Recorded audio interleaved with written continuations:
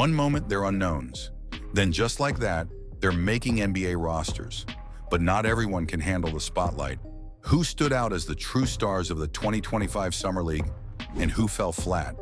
The answers might surprise you. Stick around to find out. Winners: Kyle Filipowski of the Utah Jazz was absolutely dominant. With an eye-popping 29 points per game across just 3 games, he was a force that no one could ignore. The big man shot 56% from the field, 39% from 3, and was a huge contributor with 7.5 RPG and 2.5 APG.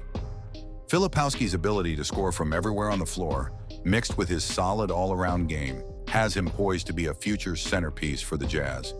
If this is just a preview of what's to come, expect him to be a staple in the NBA for years.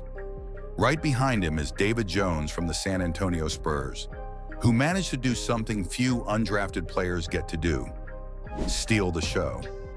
Jones averaged 24 points per game, 4 rebounds per game, and 4 assists per game, while shooting an incredible 63% from 3.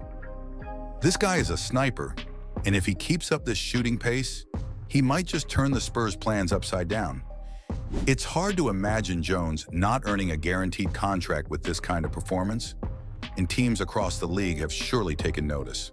Drew Timm of the Brooklyn Nets was another player who emerged as a clear winner in this year's Summer League. Averaging 25.3 PPG, Timm showed he's not just an offensive weapon, but also a solid defender.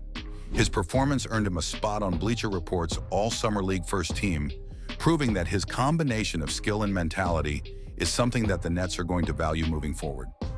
Timmy's ability to produce on both ends of the court made him one of the most complete players in the Summer League. Not far behind him is Terrence Shannon Jr. from the Minnesota Timberwolves, who seemed to be everywhere during the Summer League. With 22.7 points per game, 6 rebounds per game, and 5 assists per game, Shannon displayed his versatility and potential to be a future key player for the Timberwolves. His all-around contributions, including nearly 2 steals per game, showed that he's ready to take the next step in his development. The Timberwolves should be excited about his future and the energy he brings to the floor. Ron Holland of the Detroit Pistons was another name that kept popping up on the highlight reel. The young forward averaged 21.7 PPG, 6 RPG, and 4 SPG, putting on a show with his defensive intensity and ability to score in a variety of ways. With 47% from 3 and his complete all-around game, Holland could be a critical piece of Detroit's rebuild. If he continues to develop at this rate, the Pistons may have found a potential star. Let's not forget about A.J. Mitchell of the OKC Thunder, who turned heads with his performance in the Summer League.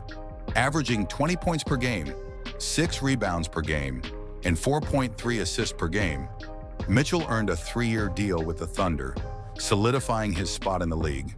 He showed maturity and poise in big moments, which bodes well for his future in Oklahoma City. With the Thunder's young core on the rise, Mitchell could be a valuable contributor moving forward. Another rising star is Nick Clifford from the Sacramento Kings. His performances were nothing short of impressive, putting up 18.5 PPG, 6.5 RPG, and 5 APG, while shooting 58% from the field and a staggering 53% from 3. Clifford's high basketball IQ and efficiency on offense make him a serious contender for a future spot in the Kings' rotation. If he can continue this trajectory, Sacramento might have found a gem who's ready for the next step in his career. Then there's Cody Williams of the Utah Jazz, who showed everyone his potential with a 23-point performance that had scouts buzzing. Williams demonstrated his strong slashing ability and his skill in scoring in a variety of ways. And with more development, he could become a key contributor in the future for Utah. The Jazz have another exciting young player to build around, and Williams could be a big part of their plans going forward. Let's not overlook KJ Simpson of the Charlotte Hornets, who was crucial to his team's success in the Summer League. Averaging 19 points per game, Simpson was a constant contributor and showed that he's not just a scorer, but a team player who can make an impact in multiple facets of the game. His leadership and poise helped carry the Hornets to the Summer League title, and he looks like a player who could make an immediate impact in Charlotte's backcourt. Finally, we have Knuppel of the Charlotte Hornets, who ended the Summer League as an MVP. His performance in the championship game was nothing short of spectacular, scoring 21 points and hitting a clutch three-pointer to seal the win. Knuppel's all-around game, 15.6 points per game, 4.8 rebounds per game, and 3.8 assists per game, earned him well-deserved recognition. He's got a bright future ahead and could be a cornerstone player for the Hornets in the years to come. And lastly, Carter Bryant of the San Antonio Spurs, although not a standout scorer, earned his place on the list with his remarkable 10 blocks in just 2 leagues. Defensively, Bryant showed he has what it takes to impact the game at a high level, and with his athleticism and defensive prowess, he could be a critical piece for the Spurs as they continue to build their future. Losers. Let's take a look at the players whose performances raised more questions than answers. Tyler Smith of the Milwaukee Bucks was undoubtedly one of the biggest disappointments. His performance was a train wreck from the start, with just 7 points per game, 3.5 rebounds per game, and shooting a miserable 25% from the field, including 8% from 3. Smith couldn't get anything going.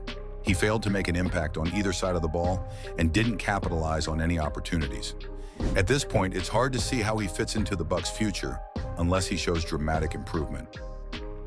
Yanni of the New Orleans Pelicans had a similar rough time. The numbers were harsh, 29% from the field and 0 attempts from beyond the arc. Yanni just couldn't get anything going, especially in physical matchups. With no visible improvements in his game, it's clear that he needs significant work to even be considered a viable option for the Pelicans moving forward. Then there's Dalton Knecht of the LA Lakers, whose Summer League performance felt like a missed opportunity. With 29% shooting from the field and a dismal 26% from 3, Knecht couldn't shake the defensive pressure or find any offensive consistency. Even though the Lakers had a strong squad, Knecht's inability to step up left a lot of unanswered questions. His defensive struggles didn't help his case, and with other teammates like Cole Swider outperforming him, it's tough to see him as a significant contributor for LA this season. Jeremiah Fears of the New Orleans Pelicans had a better scoring average, but his inefficiency was glaring.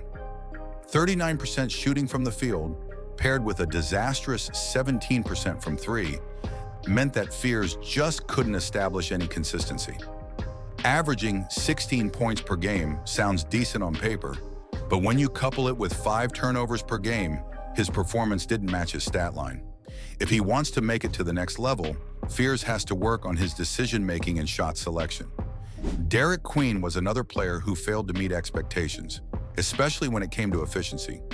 14 points per game and 11 rebounds per game are respectable numbers, but his 5.7 turnovers per game and 43% shooting from the field made his performance a mixed bag at best. Queen's struggles on offense, coupled with his inconsistent defense, leave him with a lot of work to do if he wants to compete at a higher level. Baylor Scheiman from the Boston Celtics had a tough time finding his rhythm in Summer League. Shooting 31% from the field and only 21% from 3, he was a major liability on offense. With other players on the Celtics roster pushing for minutes, Scheiman's inability to showcase consistent offensive or defensive skills may limit his chances of making an impact in Boston's rotation. Don Holmes from the Denver Nuggets had his moments, but they were few and far between. His 11 points per game and 7 rebounds per game numbers were overshadowed by inefficiency, and though he had some decent plays, he never quite found his groove. Coming off a major injury like an Achilles tear, Holmes showed he still has the potential to be a solid player, but this Summer League performance left much to be desired. If he can bounce back from his injury and improve his efficiency, he may still find a place in the Nuggets' plans. Yang Hansen, Portland Trail Blazers, showed flashes of playmaking potential, but his overall game needs significant development. His ability to make sharp passes was exciting, but his offense was too one-dimensional, and he didn't add enough in other areas. While he still has time to grow, this performance didn't quite make the impact that many were hoping for. Liam McNeely from the Charlotte Hornets might have posted impressive stats with 22 points per game and 12 rebounds per game, but there were concerns with his efficiency and decision-making. Though he was a key piece for Charlotte, His inability to consistently make plays and score efficiently kept his performance from reaching the elite level that many had hoped for. He'll need to tighten his game if he plans to carve out a meaningful role in the NBA. And that's a wrap on the highs and lows of the 2025 NBA Summer League. Some players made a statement, while others left us questioning their future prospects. Whether they soared or struggled, this Summer League has definitely set the stage for what's to come in the regular season. What do you think? Who impressed you the most, and who do you think still has a lot to prove? Let me know your thoughts in the comments below. If you enjoyed this breakdown, don't forget to hit that like button, share with your fellow Hoops fans, and subscribe for more NBA insights. Until next time, keep hooping.